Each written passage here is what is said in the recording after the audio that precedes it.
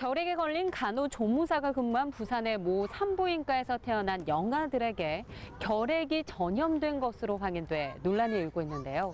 오늘 헬로 건강 리포트에서는 영아 결핵의 위험성 짚어봅니다. 부산의 한 산부인과에서 결핵에 걸린 간호조무사가 근무한 것으로 알려진 건 지난 7월. 부산시는 간호조무사가 휴직한 7월 8일의 3개월 전인 시점에 병원에 입원한 영아 319명에 대한 역학조사를 진행하고 있습니다. 현재 189명의 영아에 대해 이뤄진 결핵 피부 반응 검사에서 25%인 47명의 영아에게서 결핵 양성 반응이 나타나 부모들의 공분을 사고 있습니다. 관리를 잘해가지고 그 어린애를 돌봐야 되는데 그런 관리도 안 한 차원에서 그렇게 결핵이 걸렸다는 그 자체가 조금 화가 많이 났어요. 결핵 양성 반응을 보인 영아들은 항결핵제를 12주 동안 복용해야 합니다.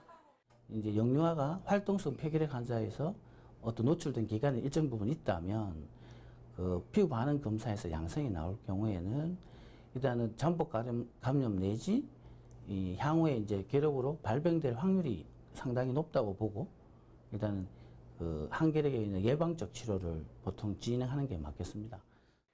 약 복용 후 2차 피부 반응 검사 결과에 따라 항결핵제 지속 투여 여부를 결정하게 되는데 이때에도 양성 반응을 보일 경우 적게는 9개월에서 길게는 24개월 동안 약을 매일 복용해야 합니다.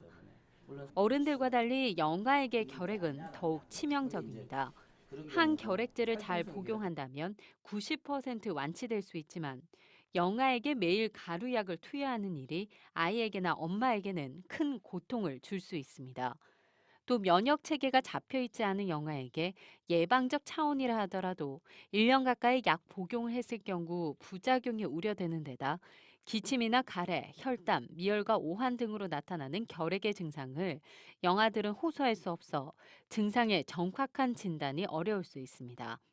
예전에 같으면은 우리가 BCG 접종이 일반화되기 전에는 이제 결핵에 의해서 영유아의 이제 결핵성 수막염, 사망률이 상당히 문제가 됐었거든요.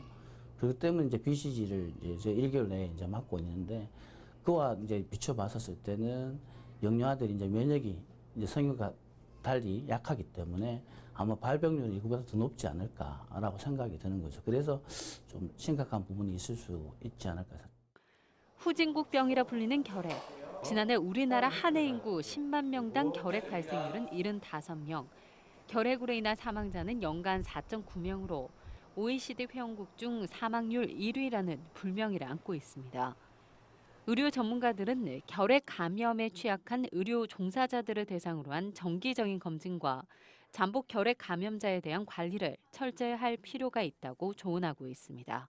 병원 위생 같은 거는 정말 신경 더 써야 돼요. 특히 신생아 같은 경우는 노출된 경우는 아주 위험하기 때문에 치사율도 높잖아요. 그래서 나라에서 좀 더 신경 써가지고 좀 법이 강화된다든지 관리가 좀 철저했으면 좋겠어요.